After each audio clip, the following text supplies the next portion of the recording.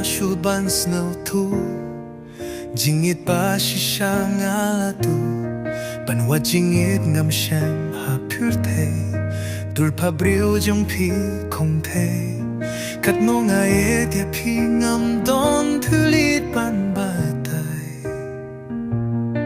la da nga e na ing jong pi kim mai karai kim hun yang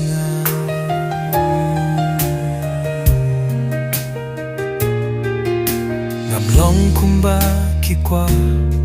namar ngam long ubriu bariu spa ako jingit junjar banshem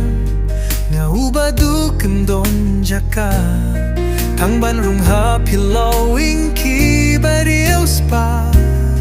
minta min siem kalinga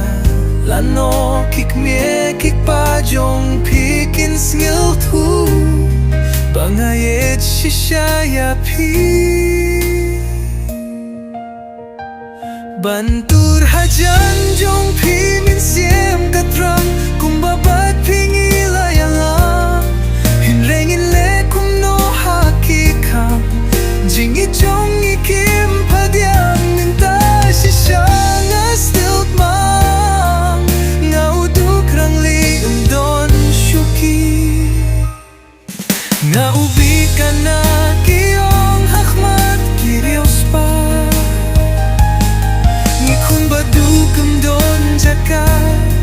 lada nga idrupan klet ngamla kum no kin skil tu jingi jongi kitin shen kum kikur hasahit ning ya pithengan kit gelen birte